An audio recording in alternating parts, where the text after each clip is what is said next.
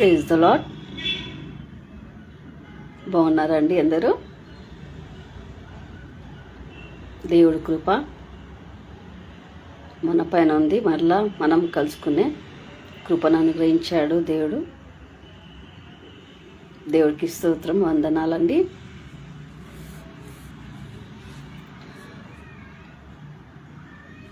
నేను ఒక సాక్ష్యం పంచుకోవాలనుకుంటున్నాను.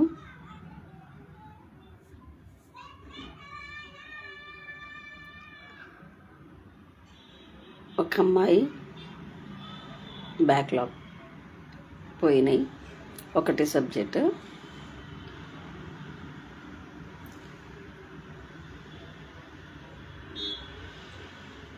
తన పేరు సంజన, హైదరాబాద్ నుంచి.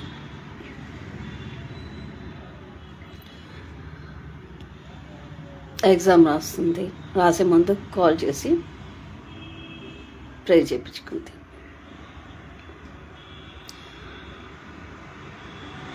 అక్క, నేను ఎగ్జామ్ వెళ్ళే ముందు మీతో ప్రే చేయించుకున్నాను. బ్యాక్లాగ్ ఉండే, ఇప్పుడు నేను పాస్ అయ్యానక్క అని చెప్పింది. దేవుడికి స్తోత్రం, దేవుడికి వందనాలండి. దేవుడు ప్రతి సమస్యను తీర్చివేసే దేవుడు కదండి. ఇంకొకటి ఏంటంటే ఇంకో సాక్ష్యం పంచుకోవాలనుకుంటున్నాను.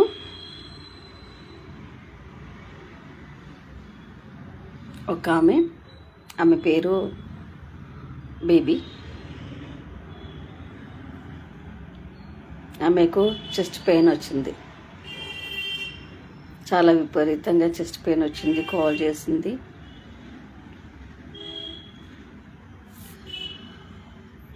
అమ్మగారు, నాకు చెస్ట్ పెయిన్ ఉంది, చాలా విపరీతంగా పెయిన్ అవుతుంది, నాకు కొంచెం ప్రార్థన చేయండి అని చెప్పింది. ఏలూరు నుంచి చేస్తుందాము. నేను కాల్ రిసీవ్ చేసుకొని ప్రార్థన చేసినప్పుడు తను హీలింగ్ అయిందండి. మళ్ళీ నాకు సాక్ష్యం చెప్పింది. అమ్మగారు, మీరు ప్రార్థన చేశారు, ఆ రోజు నుంచి ఇప్పటి వరకు నాకు ఎలాంటి ఛాతీలో పెయిన్ లేదండి. దేవుడికి స్తోత్రం అండి. ఇంత గొప్ప సాక్ష్యాలు, ఇంత గొప్ప అద్భుత కార్యాలు చేస్తున్నారు. మీ ముందు ఈ 2 సాక్ష్యాలు పంచుకోవాలనుకున్నాను. దేవుడికి స్తోత్రం. ఏ సమస్య రానివ్వండి, ఏ బాధ రానివ్వండి, దేవుడికి సమీపంగా రావాలి. దేవుడి దగ్గరకు వచ్చినప్పుడు దేవుడు మీకు విడుదల ఇస్తారండి. ఖచ్చితంగా విడుదల పొందుతారు మీరు.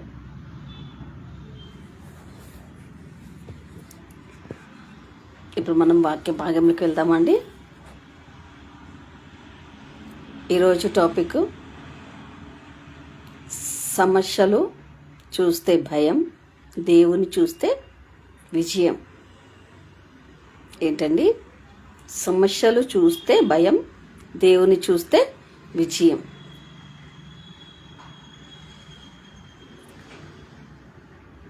వాక్యంలోకి వెళ్దామండి.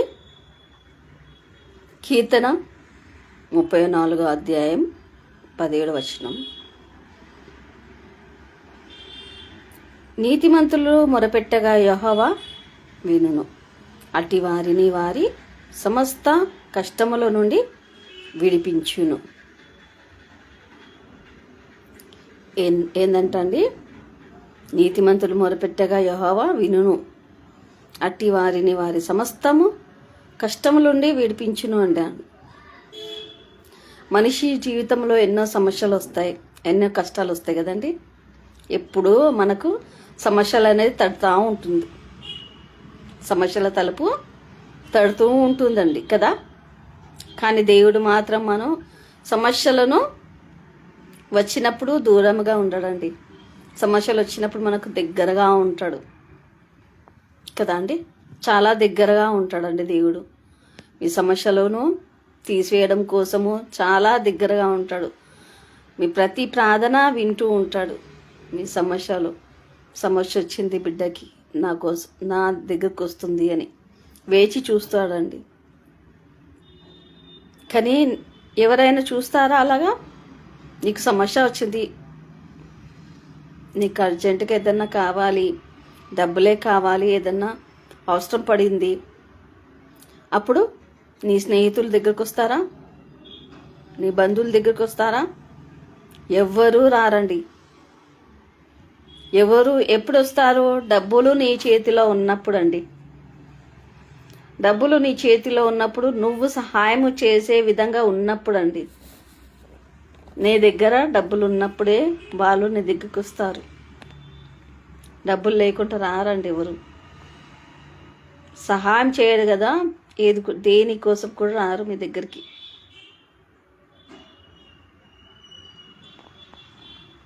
మీకు ఏదన్నా బాధ కలిగిందనుకోండి, ఏదైనా యాక్సిడెంట్, ఏదన్నా ఎవరికన్నా ఏమన్నా యాక్సిడెంట్ అయినప్పుడు బంధువులు ఉంటారా?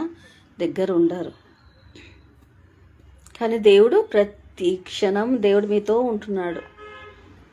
ఎవరి దగ్గర ఉండరండి.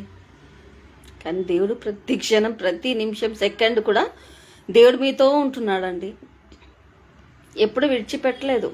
నేను విడువను ఎడబాయనని వాగ్దానం చేసిన దేవుడు కదా, ఎప్పుడు విడిచిపెట్టలేదండి. దేవుడు ఎల్లప్పుడూ మనకు తోడుగా ఉంటున్నాడు. మొరపెట్టిన వెంటనే వినడానికి రెడీగా ఉంటాడంటండి. మనం ఎప్పుడు మొరపెడతామా, మనం ఎప్పుడు ఆయనకు సమస్యలు చెప్తామా అనే విధంగా ఆయన రెడీగా ఉంటాడంటే, ఎప్పుడు ప్రార్థన చేస్తుంది నా కూతురని, నా బిడ్డ అని కదా అండి. కానీ మనము దేవుడికి సమయం ఇవ్వట్లేదు. కష్టాలు వచ్చినప్పుడు దేవుడి సమీపంగా ఉంటాము. కష్టాలు తీరినప్పుడు, సంతోషం ఉన్నప్పుడు వస్తామా దగ్గరికి? రాము కదమ్మా అండి. సమయం ఉండదు అప్పుడు కదా. అక్కడికి వెళ్ళాలి, ఇక్కడ వెళ్ళాలి, ప్రతి సమయం ఉంటుంది. కానీ దేవుడి దగ్గరికి రావడం సమయం ఉండదండి ఎవరికి కదా. చాలామంది ఇలాగే చేస్తున్నారండి. ఎల్లప్పుడూ దేవుడితోనే ఉండాలి. దేవుడు మీతో ఉన్నాడండి. ప్రతి సమస్యను తీర్చివేయడం కోసం మీతో ఉన్నాడండి. ఇంకో వాక్యంలోకి వెళ్దామా? యెషయా గ్రంథం 43:2 నీవు జనములలో బడి దాటినప్పుడు నేను నీకు తోడైందును, నదులలో బడి వెళ్ళినప్పుడు అవి నీ మీద పొర్లి పారవు.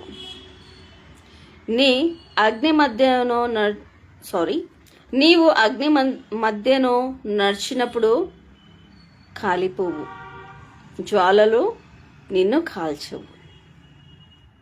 ఏంటంటండి? నీవు అగ్ని మధ్యలో నడిచినప్పుడు కాలిపోవు, జ్వాలలు నిన్ను కాల్చవు. అగ్నిలో నడిచినప్పుడు అంటండి, అంటే అగ్నిలో నడవడం అని కాదు. ఈ సమస్యలు అనేటివి చాలా ఘోరమైన పరిస్థితుల్లో ఉన్నారా, అలాంటి టైంలో కూడా దేవుడు మీకు తోడుగా ఉంటున్నాడండి. మీకు తోడుగా ఉండి అవే సమస్యలు కానీ, ఎటువంటి బాధ, ఎటువంటి మరణకరమైన వ్యాధి కానీ, ఇంకెటువంటి సమస్య అయినప్పటికీ అండి, ఆ సమస్యల నుంచి మీకు తోడుగా ఉండి విడిపిస్తున్నాడండి. దేవుడు కష్టాలలో విడిపించే దేవుడు కదండి. ఎంత కష్టం రానివ్వండి అండి, దేవుడు విడిపిస్తాడు. మీకు ఏ సమస్య కానివ్వండి, మరణకరమైన వ్యాధి వచ్చిందా, లేకుంటే కోర్టు కేసులో నువ్వు చెయ్యని తప్పుకు శిక్ష అనుభవిస్తున్నావా, జైల్లో ఉన్నావా, ఇంకెటువంటి సమస్య అయినప్పటికీ అండి, దేవుడు అలాంటి సమస్యను ఈరోజు మిమ్మల్ని విడిపిస్తున్నాడండి. అవును, ఖచ్చితంగా మీతో మాట్లాడుతున్నాడు. ఏ సమస్య కానివ్వండి, ఆ సమస్యను విడుదల ఇస్తున్నాడండి మీకు. ఆ సమస్య నుంచి కంప్లీట్ విడుదల ఇస్తున్నాడండి. మీకు దేవుడు తోడై ఉన్నాడండి. ఇప్పుడు ఇంకో వాక్యంలోకి వెళ్దామా? నిర్గమకాండం 14 అధ్యాయం 14 వచనం. యెహోవా మీ పక్షమున యుద్ధమును చెయ్యును, మీరు ఊరికే ఉండవలనని ప్రజలతో చెప్పి ఏంటంట అండి? యెహోవా మీ పక్షంలో ఉండి యుద్ధం చేస్తాడంటండి. మీ పక్షంలో ఉండి.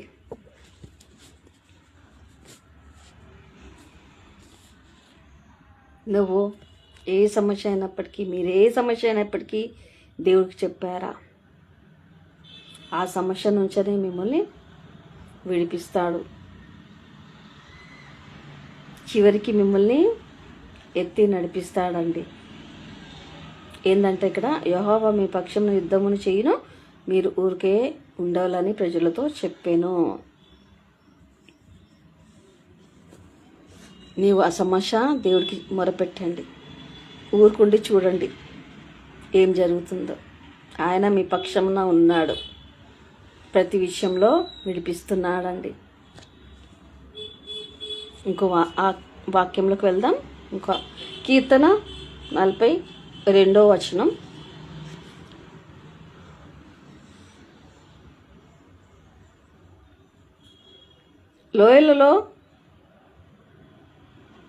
లోయలలోని బదులు గంతుల నుండి నన్ను లేపి నా పాదములను బడి మీద నిలిపెను. ఏంటంటండి, మన పాదంలో మన లోయలో ఎటువంటి చిక్కుకోకుండా మనల్ని కాపాడతాడండి. దానియేలు ఎలాగైతే సింహం బోనులో వేశారో దానియేలుని, అప్పుడు దేవుడు ఏం చేశారు? సింహం నోర్లను మూసాడండి కదండి. మనకు కూడా అలాంటి సమస్య వచ్చిందా? ఇంకే సమస్య నీకు తీర్చలేరు, ఇంకెవ్వరు సహాయం లేదు, ఎవరు సహాయం చేయలేరు అనే పరిస్థితిలో ఉన్నావా? నీకు మందకన వ్యాధి వచ్చింది, డాక్టర్లు కూడా చేయి వదిలేశారు, ఇంకా మా వల్ల కాదండి తీసుకొని వెళ్ళండి అని చెప్తున్నారా?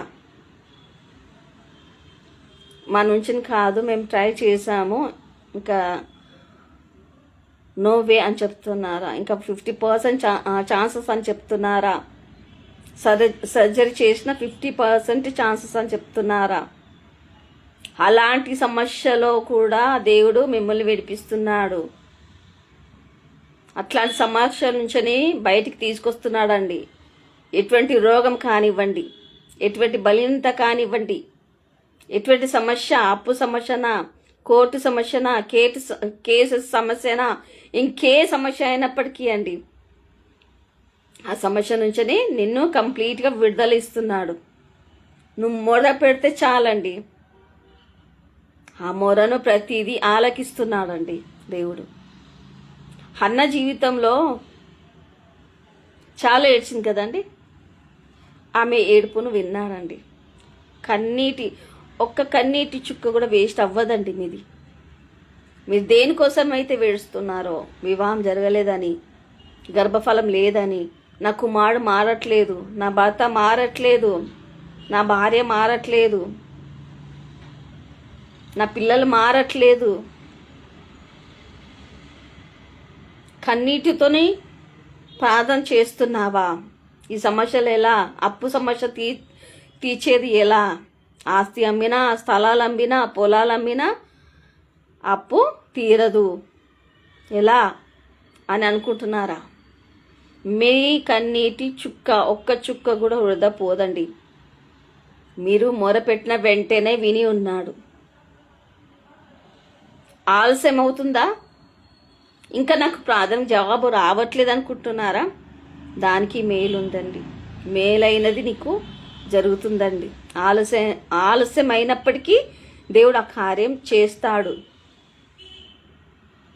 నీకు మేలే జరుగుతుంది. ఆలస్యమైనప్పటికీ నీకు ఆలస్యంగా జాబ్ ఇస్తున్నాడా? జాబ్ ఆలస్యం అవుతుందా, వివాహం ఆలస్యం అవుతుందా, దాంట్లో కూడా మర్మము దాగి ఉంది అండి. ఎందుకు ఆలస్యం చేస్తున్నాడు? నా ప్రార్థన వినట్లేదేంటి దేవుడు, ఇంకేంటి నేను నమ్ముకొని ఇంకేంటి అని అనుకుంటున్నారా? నేను నమ్ముకొని ఉన్నాను, ఎన్నిసార్లు ప్రార్థన చేస్తున్నాను, నాకేం జరగట్లేదు అని అనుకుంటున్నారా? నీ మేలు కోసం అండి. ఏది లేట్ అయినా నీ మేలు కోసం. నువ్వు ఇకపై నుంచి నీ కష్టాలు పడొద్దని నీకు లేట్ జరుగుతుంది. నువ్వు అడిగిన వెంటనే ఇవ్వచ్చు, దాంట్లో మర్మం దాగి ఉంది. అది దేవుని అర్థం చేసుకోవాలి. ఎందుకు లేట్ అవుతుంది? నీకు ది బెస్ట్ ఇవ్వడానికి, మేలుకరమైనది జరగడానికి. మీరు తొందర కావాలనుకుంటున్నారు, కానీ దేవుడు ప్రతి విషయం మీ విషయంలో ప్లాన్ కలిగి ఉన్నాడండి. మీకు మేలే చేస్తాడండి దేవుడు. మీ ప్రతి ప్రార్థన మీరు మొదటి రోజు ప్రార్థించినప్పుడే ఆలకించి ఉన్నాడండి. హన్నా జీవితంలో ప్రార్థన చేసి కన్నీటితో గర్భఫలం లేదని తన భర్తను అడిగి మనుషులు చేయరు, మనుషులు చేయలేరండి. మనుషులకి అసాధ్యమైన దేవుడికి సమస్తం సాధ్యమండి. భర్తను అడిగేసి వెళ్తే నేనేం చేయను అని చెప్తే తను హన్న వెళ్ళి దేవుడి సన్నిధిలో కన్నీటితో ప్రార్థించిందండి. ఆ కన్నీటి జవాబు ఇచ్చాడు. సమూయేలు ప్రవక్త లాంటి కుమారుడునిచ్చాడు. లేట్ అయిందండి హన్నాకి, గర్భఫలం లేట్ అయింది. లేట్ అయినప్పటికీ ఏమిచ్చాడండి? సమూయేలు ప్రవక్తనిచ్చాడండి కదా. నీకు గర్భఫలం లేట్ అవుతుందా? అలాంటి ప్రవక్తిని మీకు ఇస్తాడండి దేవుడు. అది విశ్వాసంతో మనం దేవుని వైపు చూడాలి. మన ఏ కన్నీటి బొట్టు వృధా కాలేదు, మన ప్రార్థన వృధా కాలేదండి. మన ప్రార్థన కన్నిటికీ జవాబిస్తున్నాడు దేవుడు. మోషే జీవితంలో జరిగింది. మోషే ఇశ్రాయేలు ప్రజల్ని విడిపించాలని వస్తున్నప్పుడు సముద్రము, ఇశ్రాయేలు ముందు సముద్రమును వెనక సైనికులు. అక్కడ దేవుడు చెప్తున్నాడు ఏంటంటే, ముందుగా నడిచాడు దేవుడు మార్గాన్ని సరళం చేశాడు కదండి. వెనుక శత్రువులు, ముందేమో సముద్రం.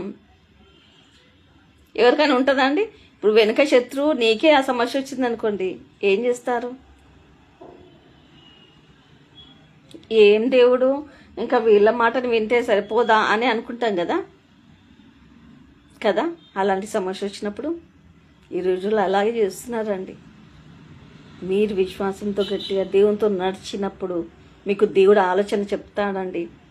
మోషను విడిపించిన దేవుడు, మోషకు మార్గం సరళం చేసిన దేవుడు నీ సమస్యకు సరళం చేస్తున్నాడండి. నీ సమస్యలన్నిటిలో సరళం చేస్తున్నాడు, మార్గం నీకు ఇస్తున్నాడు. ప్రతి విశ్వాసము కలిగి ప్రార్థన రోగిని స్వస్థపరచును. విశ్వాసం కలిగిన ప్రార్థన సమస్తం జరుగుతుంది. సాధ్యం కానిది అసాధ్యమైన సాధ్యంగా చేస్తాడండి మన దేవుడు కదండి. నిన్ను నీ సమస్యలన్నిటినీ చూస్తున్నాడండి. నీ ప్రతి ప్రార్థన చూస్తున్నాడు. నీకున్న సమస్యలు చాలా పెద్దగా కనిపిస్తుందా? అది విడిపిస్తాడు.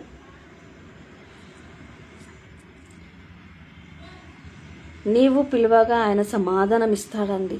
నీ బాధలో నుంచి విడుదలిస్తాడు. నీ జీవితంలో ఒక కొత్త మార్గమును సృష్టిస్తాడండి. నువ్వు మొరపెట్టగా ఆయన ఆలకిస్తాడు. నీ బాధలను దేవునికి చెప్పుకోండి. నీ ప్రతి సమస్య మారుతుందండి. నీ సమస్యలను దేవుడు సాక్ష్యముగా మారుస్తాడండి. నీ ప్రతి ఒక్క సమస్యను దేవుడు మారుస్తాడు, సాక్ష్యంగా మారుస్తాడు. నీకు సాక్ష్యాలు ఇస్తాడండి. ప్రతి సాక్ష్యం ఉంటుంది మీ జీవితంకి. దేవుడే బైబిల్లోనే ఉంది కదండి. మన సాక్ష్యాలంట బుక్లో రాసినా సరిపోవద్ద కదా. అవునండి, బుక్లో రాసినా సరిపోవద్దు. సమయం కూడా సరిపోదండి మనం సాక్ష్యం చెప్పాలి అంటే. పెద్ద సాక్ష్యం ఏంటండి? మనం జీవిస్తున్నామా అంటేనే ఒక సాక్ష్యం కదా. దేవుడిచ్చిన కృప కదండి. మనం జీవిస్తున్నాము అంటే ఒక సాక్ష్యం, బ్రతికి ఉన్నామంటే సాక్ష్యం, మనం ఆరోగ్యంతో ఉన్నామంటే సాక్ష్యమే కదండి. ప్రతిదీ అడిగింది ఇస్తున్నాడండి కదా. మనం దేవుని సన్నిధిలో మొరపెట్టాలి. మనం దేవుడికి సమీపంగా ఉండాలండి. మన ప్రార్థన కోసం వేచి చూస్తున్నాడండి. మన కోసం చూసేవాళ్ళు ఉన్నారా? మనుషులు మీ నుంచి సహాయం పొందేంత వరకే మీతో ఉంటారండి.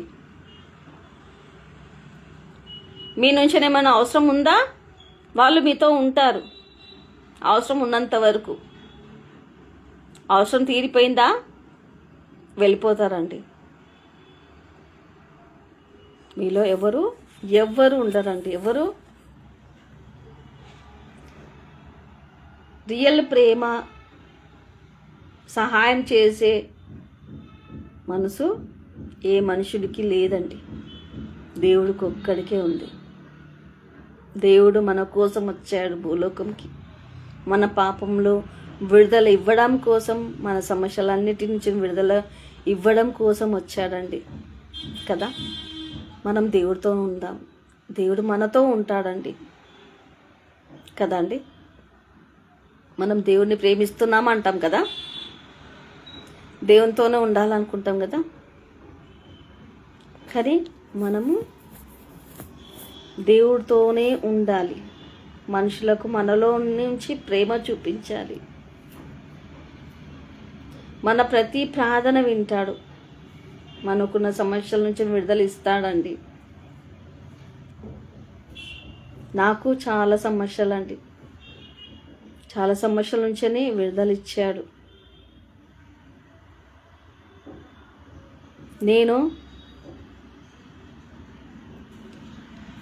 నాకు అనారోగ్యం ఉన్నప్పుడు దేవుడిని ఒక్కడనే అడిగాను. నాకు ఎవరూ లేరండి. నాకు ఎవరూ లేరు, మమ్మీ డాడీ ఎవ్వరూ లేరు. ఆ సమయంలో 2020లో కరోనా సమయం. ఆ సమయంలో నా సాక్ష్యం పంచుకుంటున్నానండి మీకు. ఆ సమయంలో కరోనా టైంలో మా మమ్మీ చనిపోయింది, మా డాడీ లేరు, నాకు ఎవరూ లేరండి సాయం చేసేవాళ్ళు. నేను ఒక్కదాన్నే ఉన్నానండి. కరోనా టైంలో మమ్మీ హాస్పిటల్లో ఉండి చనిపోయింది కరోనా వచ్చి. తనతో పాటు కూడా నేనున్నాను. చాలా కష్టం అనుభవించామండి. మా మమ్మీతో పాటు ఉన్నాను. తన దగ్గర ఉండి నేను చూసుకోవాలని. మా మమ్మీకి చెప్తే ఎక్కడ టెన్షన్ పడి నేను ఒక్కదాన్నే ఉన్నాను, నేను చనిపోతే నా కూతురికి ఏమవుతుందని ఆ టెన్షన్ తీసుకొని చనిపోతుందని భయం ఉంటుందండి ఎవరికైనా. భయం వేసి నేను తనకు చెప్పకుండా తనతో పాటు హాస్పిటల్లో ఉన్నాను. కరోనా పేషెంట్స్ మధ్యలో నేను ఉన్నానండి.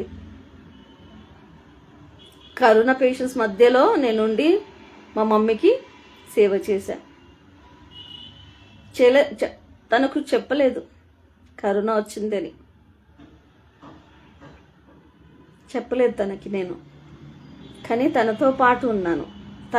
తనతో పాటు లేకుంటే తనకి డౌట్ వస్తుంది. అందుకని తన దగ్గర ఉండి తన పక్కన ఉండి చేశానండి. తను చనిపోయిన తర్వాత అప్పుడు ప్రతి ఒక్కరు అన్నారు బంధువులు, మీ మమ్మీతో ఉన్నావు, కరోనా టెస్ట్ చేసుకో అని. కానీ ఆ రోజు నేను టెస్ట్ చేసుకున్నప్పుడు పాజిటివ్ వచ్చింది. నాకెవ్వరు లేరండి చూసేవాళ్ళు. కానీ ఎవరైతే నిన్ను ద్వేషిస్తారో, శత్రుమిత్రుగా చేస్తాను, శత్రు ముందు భోజనం సిద్ధపరుస్తానని చెప్పి వాగ్దానం ఉంది కదండి. ఆ వాక్యం నేను పట్టుకున్నాను. నేను అడిగాను, నా మమ్మీ లేదు, నేను కూడా చనిపోవాలనుకుంటున్నా దేవా, మరి నాకెవరు ఉన్నారు, ఎవరి కోసం బ్రతకాలి అని. నేను కూడా అనుకున్నాను ఒకప్పుడు, ఎవరి కోసం బ్రతకాలి అని. అలాంటి సిచ్యుయేషన్లో దేవుడు నాతో మాట్లాడాడండి. నేను నిన్ను సేవకు వాడుకుంటున్నాను, నేను నీతోను ఉన్నాను, నేను విడిచిపెట్టలేదు అని దర్శనం చూపించాడండి నాకు. మా మమ్మీని చూపించి, నేను నిన్ను వాడుకుంటున్నాను, నువ్వు నా కోసం జీవించవలసి ఉన్నది అని. అవునండి, నేను నిన్ను వాడుకుంటున్నాను అని చెప్పాడు ఒక్క మాట.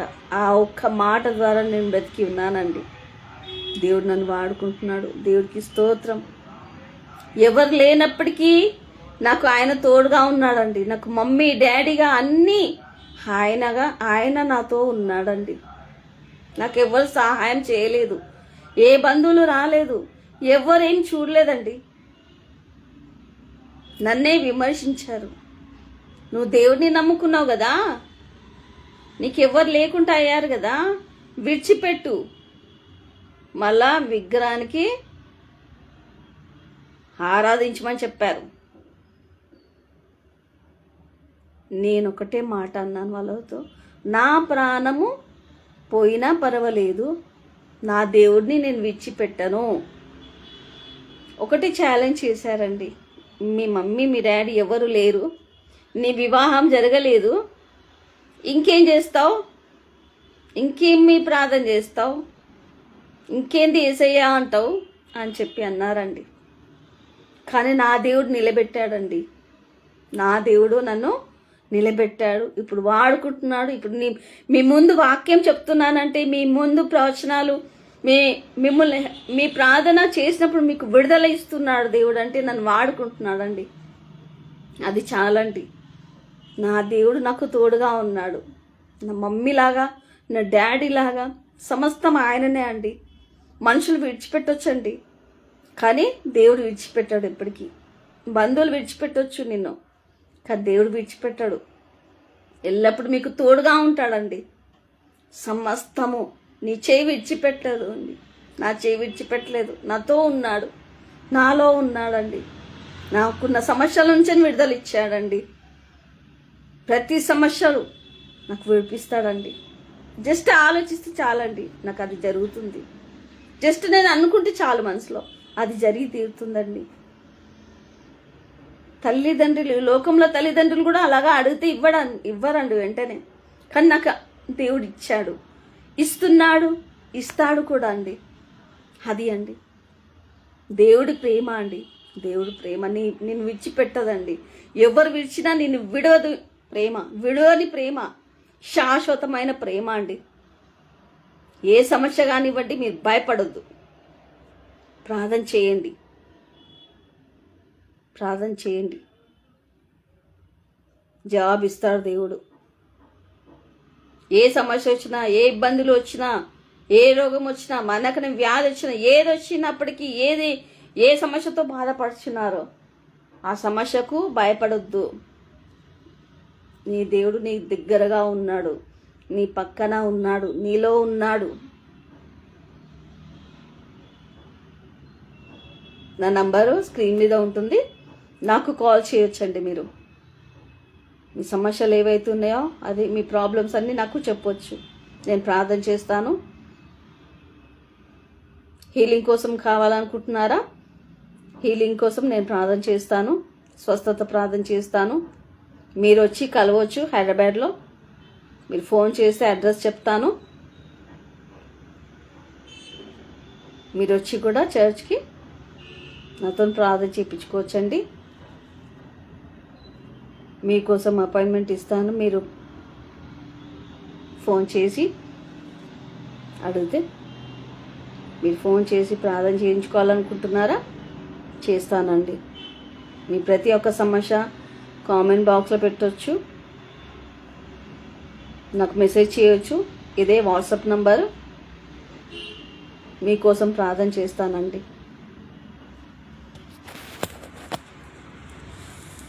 Praise the lord.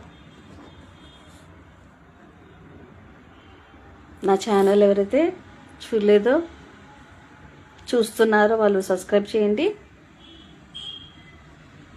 ఎందుకంటే నోటిఫికేషన్ మీకు వస్తాయి. నేను ఎప్పుడు లైవ్లో వస్తానో ఎప్పుడు ఇస్తానో తెలియదు కాబట్టి మీరు చూడొచ్చు ఆ లైవ్. దేవుడికి స్తోత్రం, వందనాలు. Praise the lord.